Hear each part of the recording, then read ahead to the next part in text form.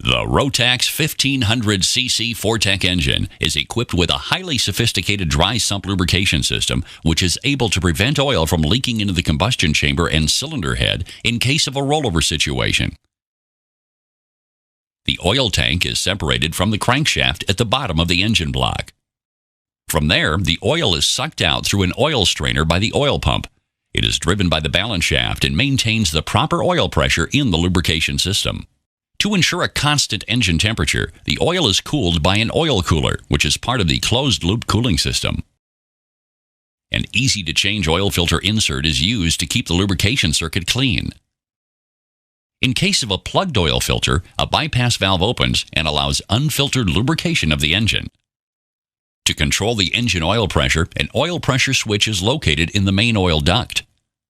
The check valve with integrated choke, located under the cylinder head sealing surface, serves two purposes. The first one is to keep enough engine oil in the cylinder head when the vehicle is not in use. The second one is to make sure the crankshaft and balance shaft bearings get sufficient oil during operation.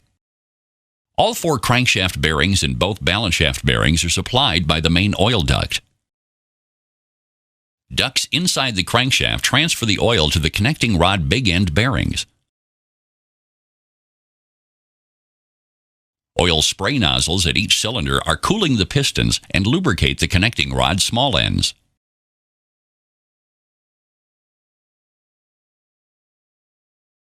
When the piston moves downwards, oil in the crankshaft compartment is pushed back to the oil tank. A further improvement of the Rotax 1500cc Fortec engine is that the PTO splines are lubricated by the lubrication circuit. The oil is supplied by the crankshaft. A plastic insert guides the oil from the center of the crankshaft directly to the splines. The oil leaves through radial bores, and a spiral in the outside diameter pumps the oil back to the PTO room.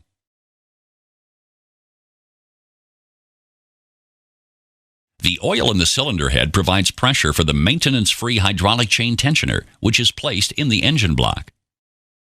Using an oil dunk system, which uses the free space around the cylinder head bolts for vertical delivery, the rocker arm shaft is filled with oil. From there, the camshaft and rocker arm bores are lubricated sufficiently.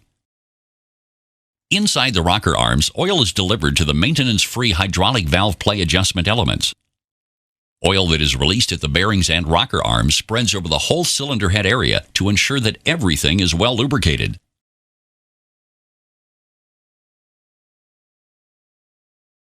The flow back from the cylinder head is done via the timing chain and through the PTO housing. Thus, the oil fog lubricates all gears.